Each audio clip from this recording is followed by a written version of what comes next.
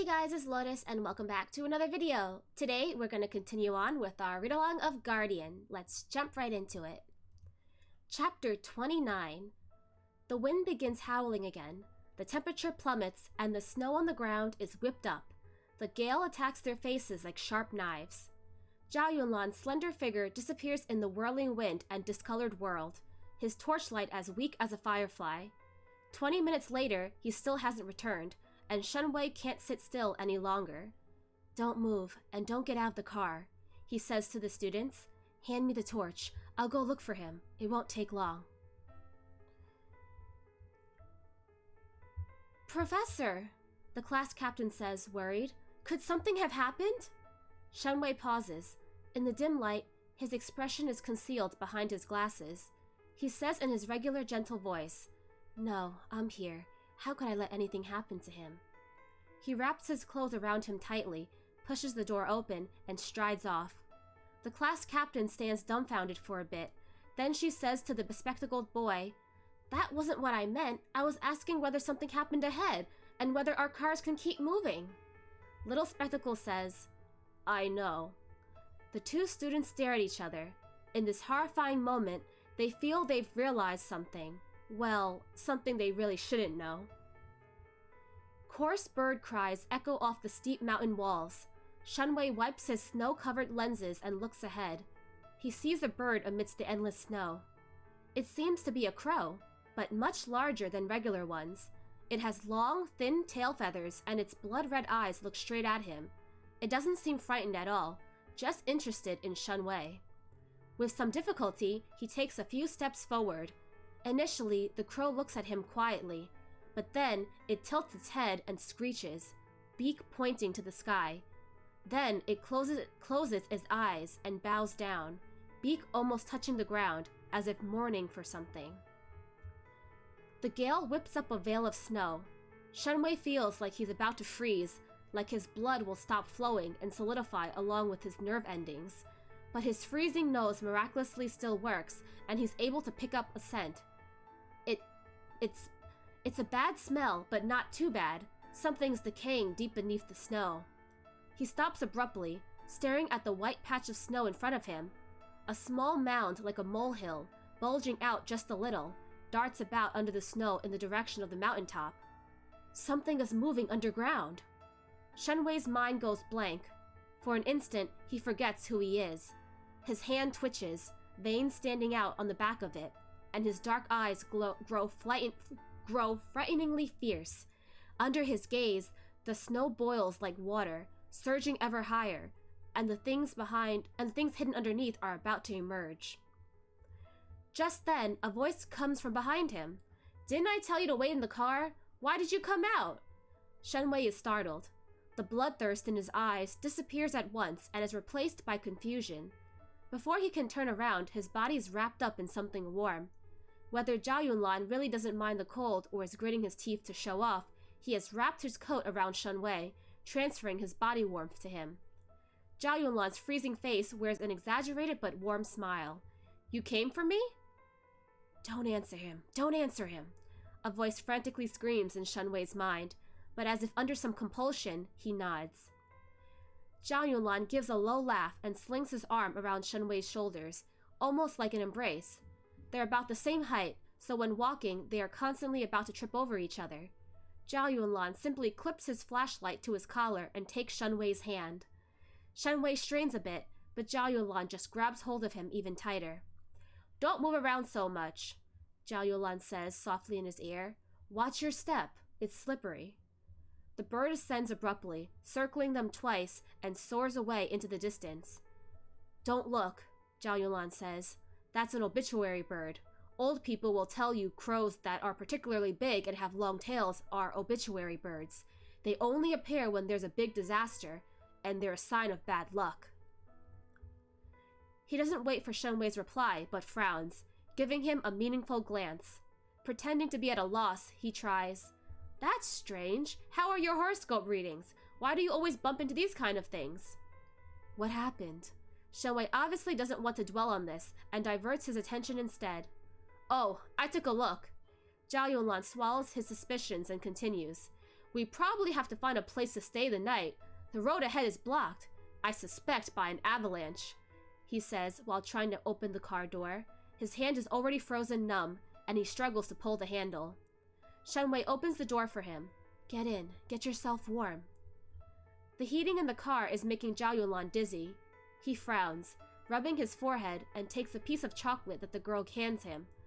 This road is around 7 years old. It even appeared in a travel magazine once, so tourists come here quite a lot. There are several villages ahead, providing simple bed and breakfast. I've seen trees crushed by snow through my binoculars, so I think there must have been an avalanche ahead. Spectacles asks hesitantly, The ghosts just now, are they villagers who died in the avalanche? I've heard old men say that war spirits like this also appeared after the Tangshan earthquake. Zhao Yunlan shakes his head, takes out his phone, and makes a call. He asks about geological disasters in the area, and his frown deepens the longer the call goes on. All right, thanks. It's fine. We can hang out for the night. Yes, I know what to do. Zhao Yunlan hangs up. Welp, we're in trouble. Is it really an avalanche? Yeah, Zhao Yunlan says. It's just been on the evening news. A widespread disaster. Seems like a few villages down there have been buried. The rescue teams are doing their best, but the chances of survival are slim. The students are silenced. After a while, the class captain asks, Then, where do we stay tonight? In the car? Can we keep the aircon on all night? Do we have enough gas? We do, but an avalanche just struck, so it's not safe here. We should go on up to higher ground. Don't be afraid, I'll get you there. I saw a small hut at the mountaintop through my binoculars. It's probably uninhabited, but at least it has a roof. Now, Zhao Yunlan has warmed up, he buttons his coat and gets out of the car. He takes a large bag of food and some warm clothes from the back of the truck and hands them to the others. Put on the clothes and eat something. I'll call the others behind us. Pack your sleeping bags and tents. Little girl, you can just carry the food. I'll take your sleeping bag for you. The others get a call from Zhao Yunlan, and everyone quickly gathers. Shenwei is very observant, and he realizes that in the group, there seems to be an extra person. That person follows behind and doesn't make a sound. Judging from the physique, it's probably a girl. She's wrapped in very thick clothes and her face is obscured. She seems very odd. Perhaps she's numb from the freezing cold because her movements are very uncoordinated. Ah, poor Wang Zheng in the blow-up doll. Zhu Hong sometimes talks to her, and she just nods or shakes her head. Shenwei notices that when she moves her head, her legs stop moving. It's as if she can only move one part of her body at a time. As he's thinking, an arm wraps around his shoulders and the back of a hand presses against his face. Shenwei's skin is numb from the weather. It takes him a moment to notice the touch, but then he freezes. He can't dodge it, but he can't accept it either. Zhao Yunlan only touches him briefly and quickly moves his hand away. Why are you so dreadfully cold? I am not cold. Yes, you are. Your lips are turning blue. Zhao Yunlan interrupts him. He takes off his jacket and wraps it around Shenwei without further ado. Startled, Shenwei grabs his hand. What are you doing? You'll catch a cold. I have thermal underwear. Zhao Yunlan pulls the collar of his shirt open a little. Even the old people living at the foot of the mountain have no heating. I came prepared, while you just came along spontaneously. Now, put it on. Still, Shenwei refuses. Zhao Yunlan softens his voice. Come on, don't make me worry about you. Shenwei really cannot stand his tone and his gaze. He almost runs away. Zhao Yunlan wraps the jacket around him even tighter and walks back. Watch your steps. Hold on to each other and don't let go. Xiao Go, help Zhu Hong carry her suitcase. Do you need to be told everything? Can you actually do something useful? Chief Zhao's fury still lingers, so Go Changcheng scurries back to take Zhu Hong's suitcase. Shenwei stares after Zhao Yunlan, his hand lingering against the place where a bit of Zhao Yunlan's body warmth still remains. He zips up the jacket and touches his pendant. The sphere is also faintly glowing with heat, unmistakable amongst the snow and ice. So faint, and yet so comforting. They walk for about half an hour before they can finally make out the hut that Zhao Yunlan mentioned. Another half an hour and they arrive. The hut is built from stones, with wooden pillars and a cowhide roof to block out wind and snow. It's surrounded by a small yard with a rickety fence which is almost buried in the snow. Lonely and battered, it stands at the mountaintop amidst the empty wilderness, scarily quiet. As Zhao Yunlan pushes open the wooden gate of the fence, Da Qing suddenly pounces forward from Zhu Hong's phone, and before anyone can wonder where the cat has suddenly come from, he screeches, his fur standing up. Zhao Yunlan picks him up, smooths his fur, and asks softly, "What's wrong?" Da Qing only glares at the snow-laden courtyard with when a voice comes out from behind. "Chief Zhao," Wang Zheng says softly like a sigh, "Da Qing wants to tell you something is buried in the courtyard." End of chapter 29. Ooh, dun dun dun. So, Shen Wei goes out into the cold because Zhao Yunlan hasn't come back for quite a while, and he bumps into Zhao Yunlan, and they're both freezing, but Zhao Yunlan, ever the gentleman, takes off his coat and wraps it around Shen Wei's shoulders. What a good boyfriend, right? And so they get notified that there has been an avalanche, and so there's actually a rescue team trying to help the villagers down at the bottom of the mountain. And so they can't stay in their cars, but they can't go to the village either, so they're gonna make their way up to the mountaintop where there's a hut, an abandoned hut, and they're gonna make camp there. So they grab all of their supplies from the trunk of their cars and start making their way up through the frosty snow. And surprisingly, Shen Wei, who is already a cold person to begin with, like body temperature wise, he's always freezing, he's getting even more cold. And so Zhao Yunlan gives Shen Wei another jacket. Now Shen Wei's like, "Oh my god, Zhao Yunlan, you're gonna freeze to death." Zhao Yunlan's like, "It's okay, babe. I've got thermal underwear." Zhao Yunlan is definitely gonna catch a cold later. I just know it. But anyway, they have their little intimate moment, and then Da Qing starts to panic a little bit, and it turns out that he has identified a buried body in the courtyard that he wants Zhao Yunlan to investigate. Let's continue on with chapter 30 to see if we can find out who is buried there. Okay, chapter 30. Wang Zheng's voice is actually quite pleasant. If she were still a human, she could become a singer and participate in contests. But she's a ghost now, so her voice has deteriorated, and she speaks with a feeble and airy tone that gives you goosebumps and sends shivers down your spine. When she suddenly speaks, she startles the crowd. Shen Wei's students all stare at her. Wang Zheng would rather hide, but she's not used to this body, so she can't get away and has no choice but to put up with everyone's attention. Zhao Yunlan rubs the hand holding the flashlight on his coat to feel warmer. "You guys wait here. I'll go take a look." With that, he pushes the gate open and enters the courtyard. Shen Wei follows without hesitation. The ground is frozen and full of potholes, and Zhao Yunlan walks around it carefully. The black cat's eyes are like two small lanterns in the darkness, shining with a ghostly light. Suddenly, he jumps out of Zhao Yunlan's arms and rushes toward a corner, where he starts clawing at a small mound with his fat paws. Zhao Yunlan squats down, picks him up by the neck, and wipes his paws on his sleeve. He holds out his torch and takes a closer look at the hole Da Qing has dug. He can only make out something ivory white. He considers, and pulls a small shovel from his bag. Once he digs down a little, he sees a flat forehead and half an eye socket. He's dug up half a skull. Shen Wei, who has been watching him dig in silence, turns and sweeps his gaze over the courtyard. Seeing many similar mounds scattered across the area, he has a chilling thought. The two of them are stepping on a massive grave. He turns back and sees the students gawking by the gate. Frightened but curious, he stills Zhao Yunlan's arm and says, "Bury it again. Don't tell the others." Zhao Yunlan does as he's told and stands up as if nothing happened. He invites the students and the others inside. "Oh, it's nothing, just some tile fragments. Watch your step, get into the hut, set up your tents, and remember to keep yourselves warm." Zhao Yunlan puts away the shovel, lights a cigarette, and watches the group get inside the hut one by one. Wang Zheng still hangs back.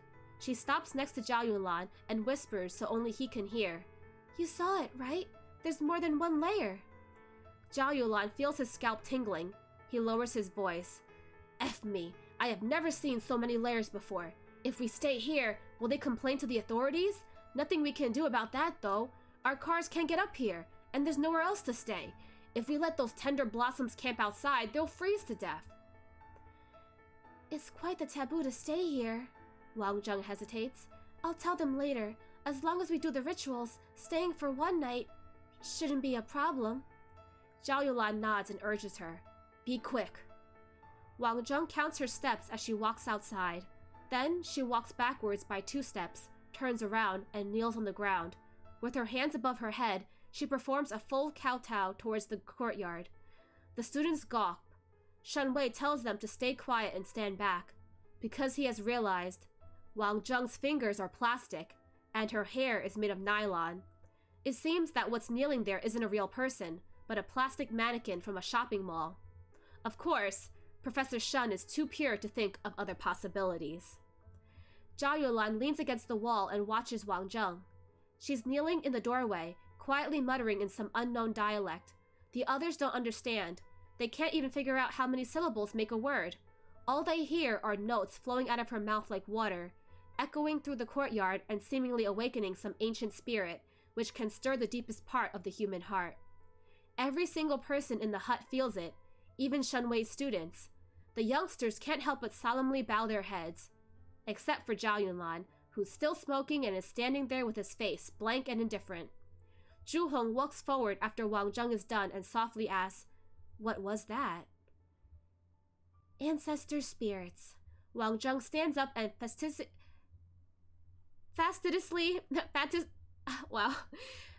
wipes the dirt off her trousers. I greeted them, so it should be fine now. Don't crowd up in front of the door. Get inside, everyone.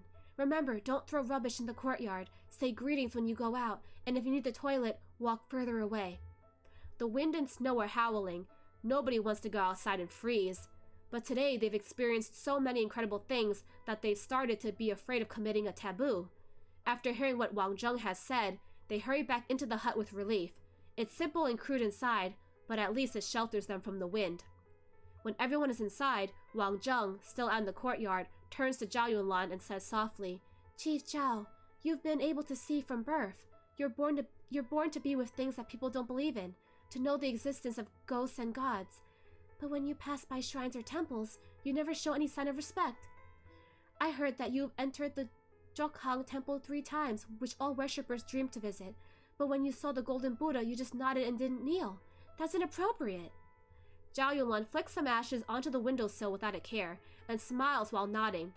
Yeah, too outrageous, not worth learning from and not worth advocating. The Constitution recognizes religious freedom, so we must maintain a certain respect for the faith of others. Wang Zheng glares at him with her plastic eyes as if they were real, and lowers her voice even more. There's always something you don't know about in this world. Perhaps you're very capable, but you're just human. Can you be greater than heaven or earth? Greater than destiny? You can't be too arrogant. If you're crazy enough to disregard the gods, karma will get to you one day. Zhao Yulan's smile wears off a little. He looks at Wang Zheng and gently fixes up her messy clothes, but he says coldly, I have no guilt nor regrets, no wishes to seek. Be it gods, Buddhas, or demons, who has the right to judge me? Let them be great and powerful, but why should I care? Wang Zheng looks at him for a long time and sighs. She extends her plastic hand, mutters something while gesturing in the air, and gently touches Zhao Yunlan on the forehead with a finger. You're a good person, she says softly. May Buddha have mercy, forgive you, and protect you. Zhao Yunlan doesn't dodge. He even lowers his head so that she can reach it. After Wang Zheng finishes, he asks, You were also a good person when you were alive. Did Buddha forgive you and protect you? Wang Zheng looks up, and her plastic eyes show a hint of sadness. Zhao Yulan pats her shoulder gently. It's stormy outside, young lady. Let's get inside. In the hut, Zhu Hong and Chu Shizhi work efficiently to quickly set up the field stove. They fill a small cooking pot with snow and start boiling it, and Zhu Hong builds a frame for using the steam to heat up some vacuum-sealed beef strips. Once they are softer, she starts grilling the beef on the fire. The students have already taken out their notebooks, and as soon as Wang Zheng enters, their eyes light up and they gather around her.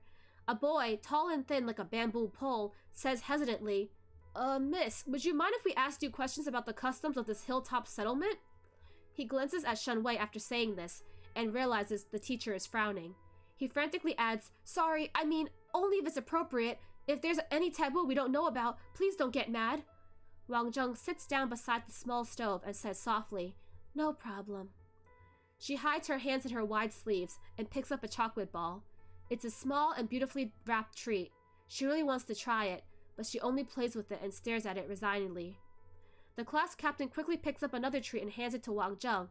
"This is delicious, miss. Please try it." "I'm just looking," she said softly. "I can't eat sweet things." After a pause, she says, "These mountain ranges have seen several geological changes over the years, and the people living down the valley have had centuries of migration and integration. It's said that in the earliest days, a Kampa tribe used to live here. Those Tibetans had a tradition of sky burial. After a person's death, the corpse was handed to the sky burial master for disintegration. He chopped up the body and greased it with ghee to make it easy for the birds to eat. If a corpse wasn't fully cleaned by birds, it was considered very unlucky. So the job of the body breaker was very important. This hut used to be that of the sky burial master. Although the sky burial master was greatly respected in the clan, he touched dead corpses all the time, so people usually wouldn't want close contact with him," Lin Jing explains. As Go Changcheng listens, he thinks of someone else, the Ghost Slayer. Isn't he greatly respected but feared as well? Apart from Zhao Yunlan, nobody dares to even talk to him. Even ghosts and spirits avoid him. It's as if he would bring you terrible bad luck. Over the next centuries, many tribes settled here, but the land wasn't very fertile, and inevitably, widespread conflicts broke out. Sometimes the tribes would go to war, and sometimes they would make relations by intermarriage, and their bloodlines began mixing. Soon, quite a few other tribes started performing sky burials, only they weren't quite the same as those of the Tibetans. Wang Zheng lectures like a history professor, talking in a soft, straightforward manner.